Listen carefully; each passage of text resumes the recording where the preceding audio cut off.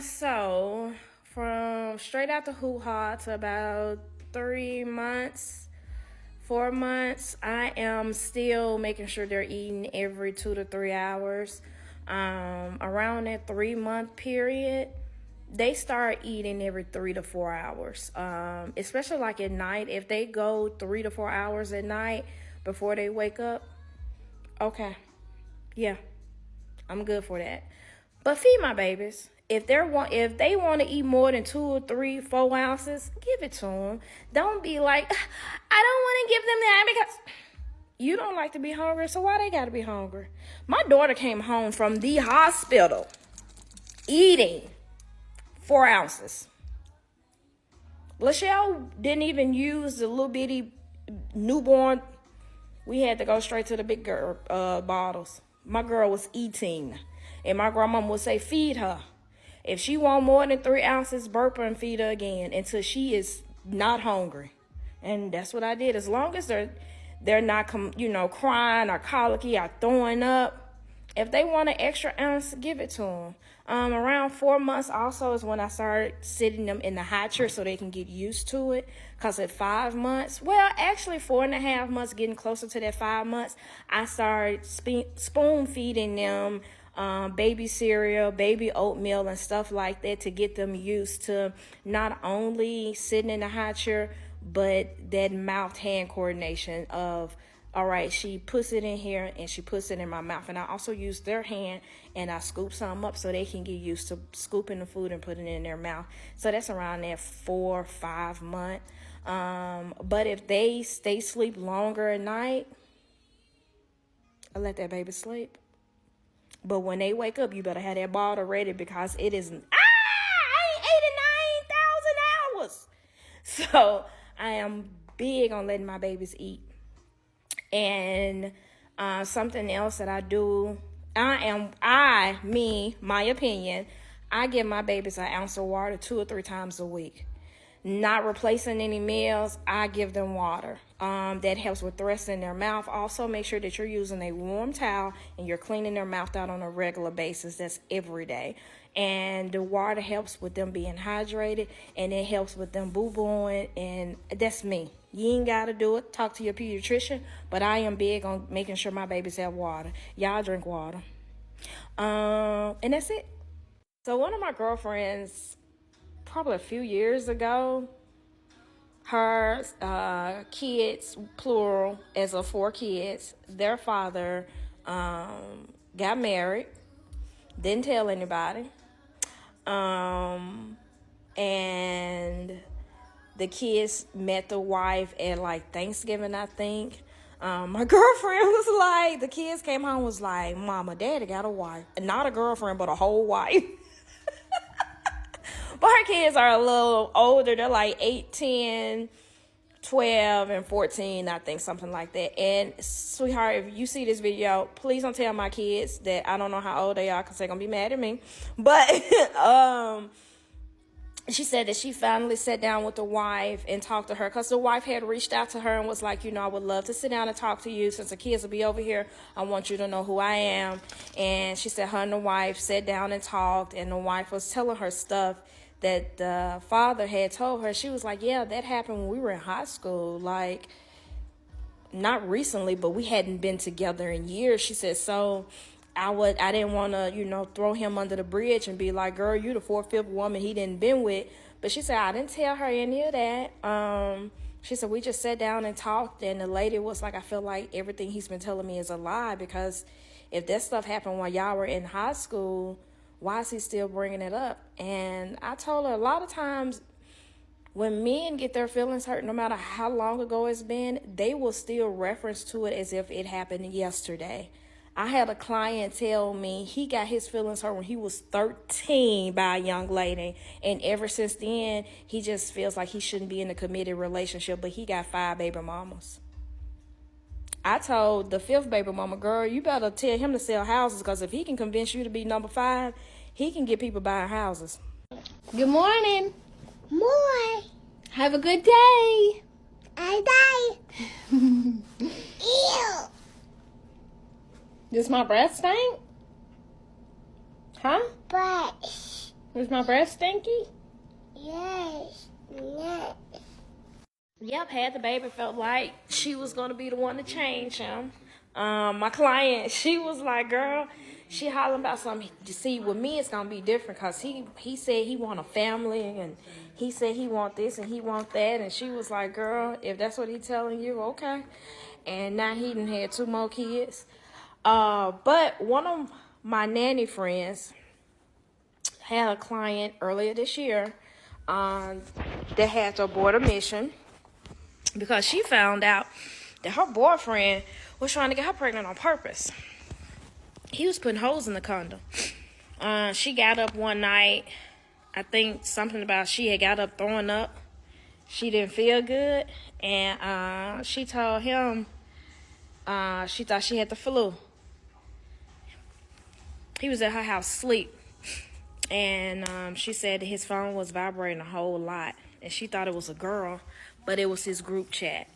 And his friends were asking him, you know, did you succeed? Did it happen? Is she really pregnant? And she said she started going back and looking at the rest of the text messages.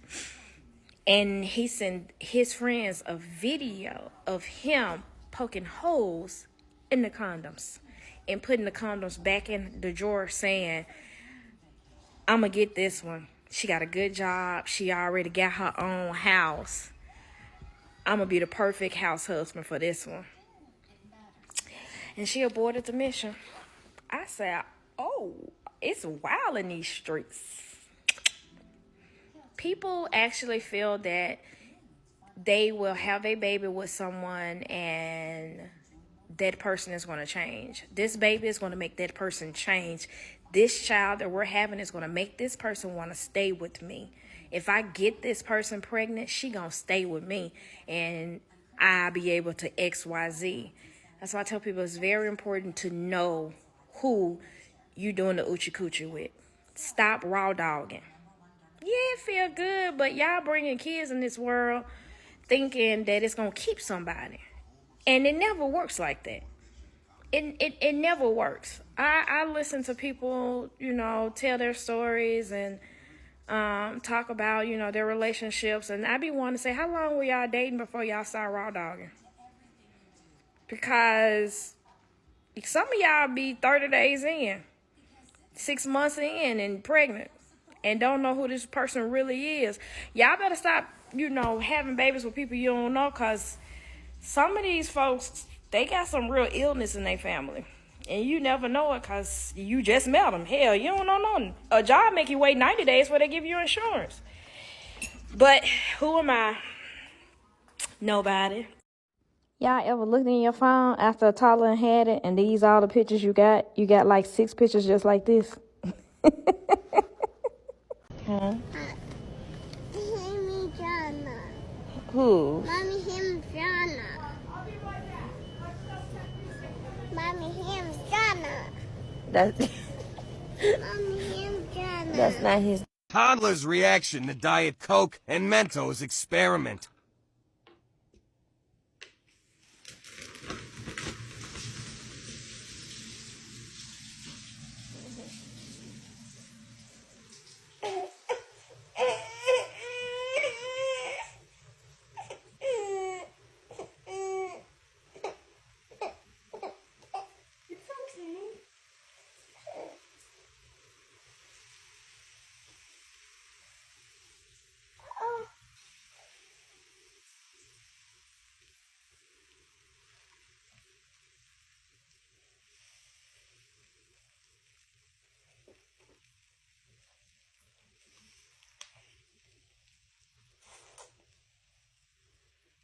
Up butter. I always find it so funny when people be like, you're nothing like he said you were. I know, I'm not. But in order to get them draws from you, girl, he had to say what he said, boo. Last year, one of my clients sent me a video of her camera system in her house and how the interaction went between her and her son's father. And it was like this. He came over to get the child. He had somebody in the car. You could see the young lady in the car. She had the garage up. He comes through the garage. He come upstairs, and she said that they were talking, because I couldn't hear what they were saying. They were talking about some stuff, and she was like, he had this, like, he was giving off this energy, like, yeah, I want to make you mad, so I can show somebody how you really act. And she said that she walked the baby downstairs, and she ran back upstairs to get something that she forgot. And when she came back down, the young lady was walking out the door as if she had came into, I guess she was in the bathroom and she came out. So she came outside and she was like, oh, hey. And the girl was like, oh, hey. And she was like, did you just come from inside? And the dad was like, she just needs to use the bathroom. Damn, you gonna make a big deal out of it? And she was like, well, she's a stranger. I didn't know who she was. That's why I was asking. And he was like, she ain't no stranger. This is my girl. And you gonna have to respect her. She said he went on and he did this full drama. She always act like this and she ain't over me. She said he was going to level 12. She said she never reacted. Even on the security camera, you could see she was just looking at him like. So she said she kissed the baby and she walked back in the house, closed the garage, and they were still putting the baby in the seat. She had closed her garage and was coming back upstairs. I think a few months later, that same young lady inboxed her on IG and was like, I apologize for how I act, but he told me you were over him. He told me that you always start arguments when he comes to pick up his child, and you always begging him for money. That's why he wanted me to go with him so he could get his child in peace without fighting the police coming. She said, and the girl was like, I see it's just an act that he put on, because since I had my baby, that's how he treat me when he bring his new girl over. I said, what? But with this comment right here, run. Don't believe everything they say about the baby mama, and don't believe everything they say about the baby daddy, because sometimes the baby daddy ain't bad either. These folk be crazy, the mamas and the daddies. They don't be over that person, but they don't want to tell their true feelings. That's all that be.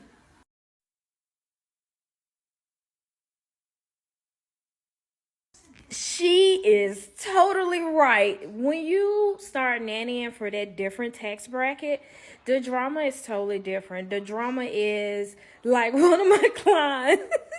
She was getting her backyard done for Labor Day, and she probably spent $300,000 in her backyard. She had a water slide, she had a water fountain, she had a jacuzzi, the pool was heated, the pool had lights in it.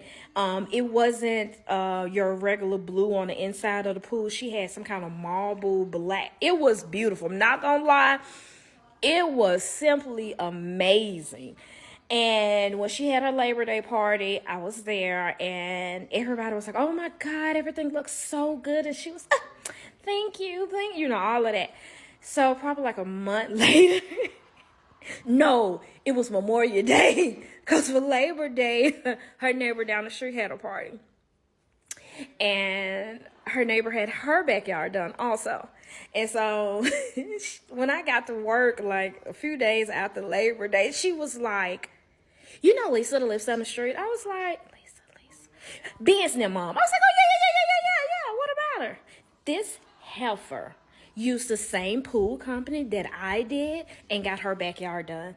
Q, it looks just like mine. I'm a fucking trendsetter, and they're not ready. I go blonde, she goes blonde.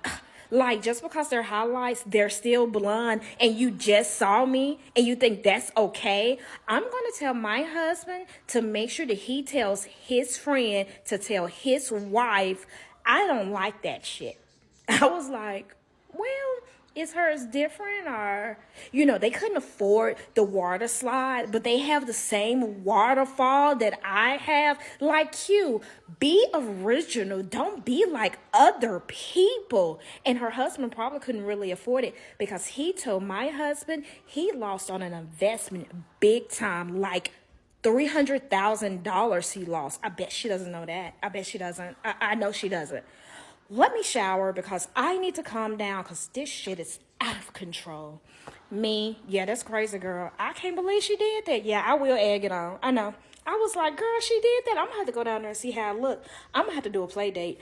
And I did. There's, look, you ain't heard that from me. Baby, when I tell you that baby spent some money in that backyard, she had a real tree house made for her kids. She had a slide that went, let's just say, she put my client backyard as a public pool, and theirs was private. That thing was thangin', baby. Y'all eat these chips. At Emerson Elementary School in Compton today when a dispute over a student led to a walkout by the principal and the staff. Students were scared, parents were upset. Mary Beth McDade has the latest in a story you'll see only on 5. So we all out here trying to get our children and see what the hell is going on. Emerson school parents in Compton say there was chaos and concern when their K through 8th grade kids showed up for school Tuesday morning to find out there was no principal and no teachers. I don't know, something about some bad kid that expelled and came back to school. I get a call at 8:10. School starts at 8 o'clock. My child calls me and tells me that there's no teachers on the campus. Today, there was no teachers and no principal today, and everybody was roaming around, and I felt overwhelmed. The school district confirms the principal and teachers all called out sick, but officially say they don't know why. Some parents think they do. We spoke to a woman who tells us her little cousin had a BB gun pointed at his head 2 months ago on the playground by a classmate. She says one boy brought the BB gun to school and another pointed it at her cousin's head. They were playing with a little girl or something, and the little boy walked up behind him and put it up to his head. He said he turned around and said, "Is you going to shoot it?" She tells us both boys who are middle school aged were disciplined, but one returned to campus Monday. The teacher doesn't want him here. The principal doesn't want him here. Parents tell us when that boy returned with his mother, the mother berated the principal. Apparently what happened yesterday, there was an altercation between the parent of the kid and the principal, and the principal then quit Emerson.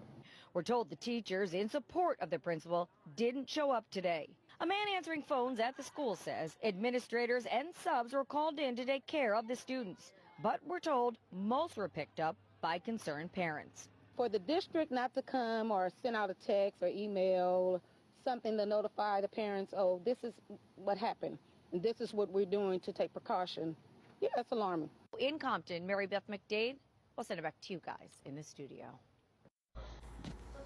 The best advice I can give you is find out what's going on. Go out to eat with that baby. Sit down, just you and that child, and ask them what's up.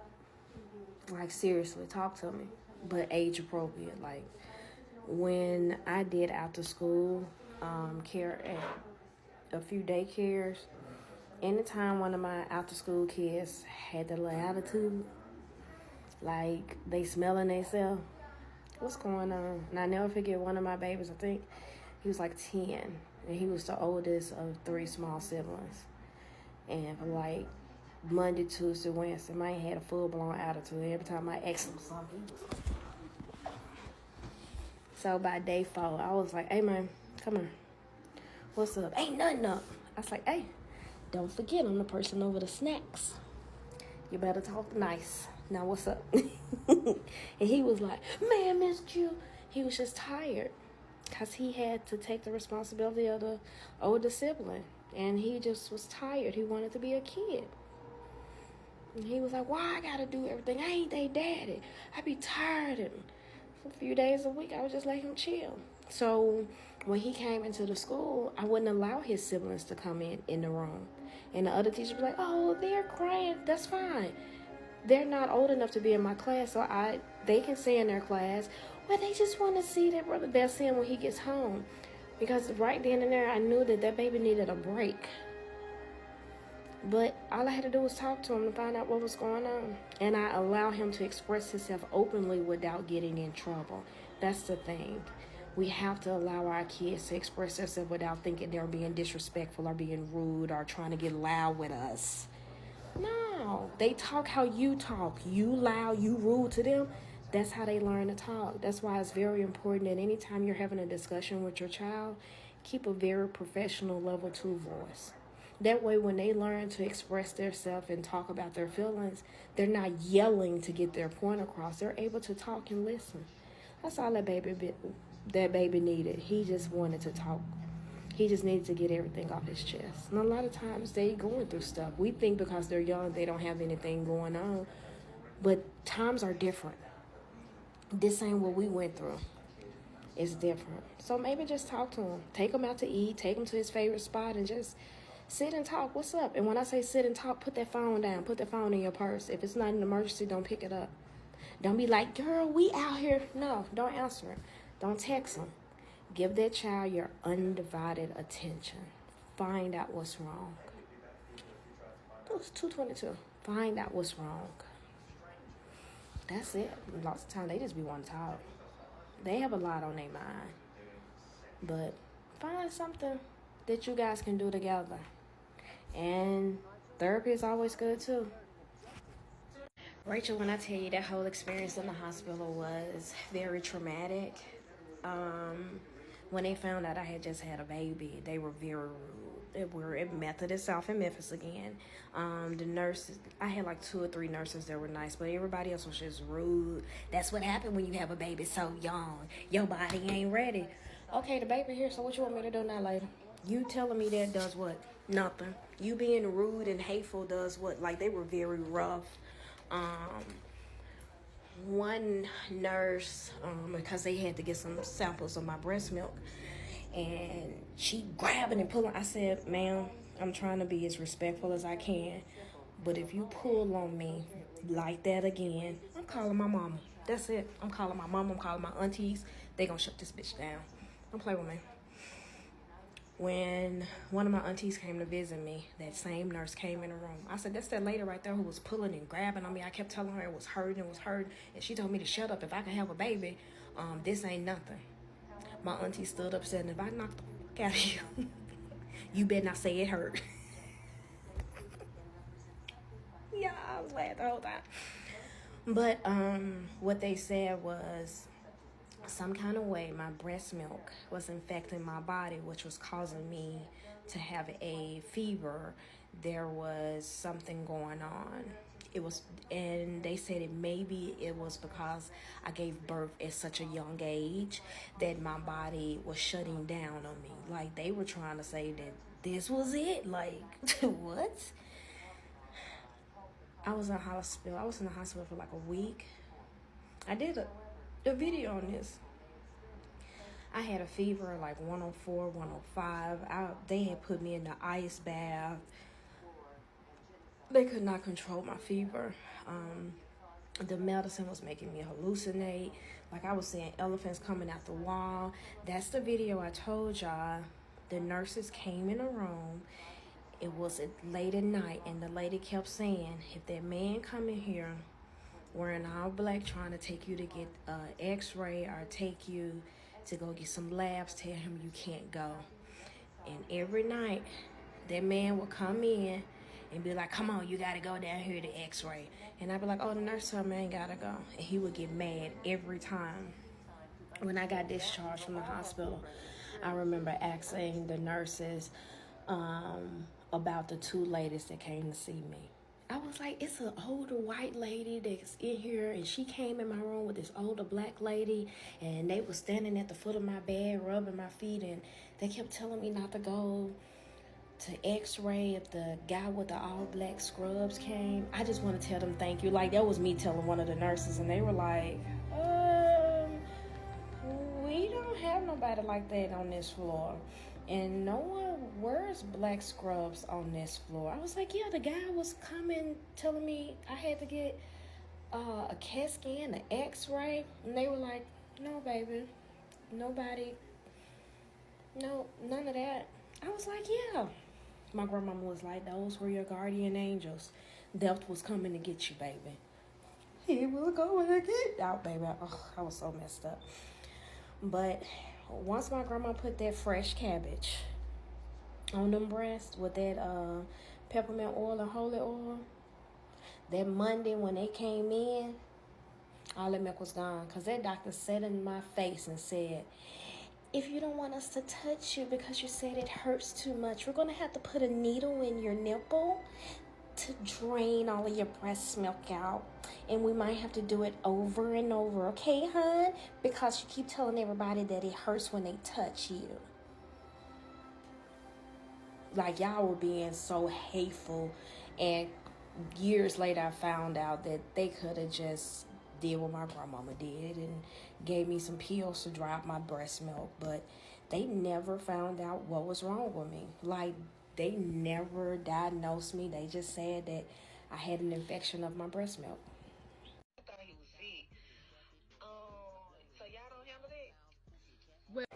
We really have parents who act like that towards teachers. There are real parents who act like that when teachers, call about their kids. He your problem, not mine. You have him from whatever time. If you can't make him do it, what he with you, what makes you think I can make him do it for you? Yep. There are real people out there who feel like we're not only supposed to teach their kids, but we're also supposed to raise them. And it hurts. Because it's like, help me help you, man. Like, man, come on. We all supposed to be on the same page. Why is you acting like that with me? I ain't the one that had that baby. That came out of your hoo-ha. I'm trying to help you, boo. But it be like that. More detail. She's a nanny. She's a doula. She's all the things. She's all. You don't want to tell nobody we're cousins? I'm just your good friend. I don't remember that. I'm just playing. But our kids are grown. We've been doing this a long time. But something that can help when you have that engulfed feeling from your breast, especially if you finished breastfeeding, cabbage. When I had my son, I had a setback. So I ended up going back in the hospital because I didn't know how to sit down because I had to prove everybody wrong. So I had a setback. And with that, they were telling me that some kind of way my breast milk was infecting my body. Like I had milk pockets under my arm. It was real bad. My grandmama came in with a sports bra that was like a small, and I was a double D. Like, them things was stinging. She stuffed them boobs in there. She had some cabbage, and she surrounded each boob with cabbage. And I know she used peppermint oil and holy oil. She prayed over my boobs. 72 hours later, all my milk was dried up. Because what the doctors were saying, well, if we can't get you to pump Monday, we're going to have to take a syringe through your nipple and, pull the milk out that way. Grandmama, they just told me that. That's exactly what I did, Grandmama. They just told me that. She said, I'm on my way. My grandmama got that breast milk taken care of. By the time Monday came, I had no milk. My breast had went all the way down. Like, the pain was gone. And the doctor was like, oh, well, let's check. Oh. They look so natural now. What did you do this weekend? My grandmama she made me take a hot shower. I put my breasts under the shower.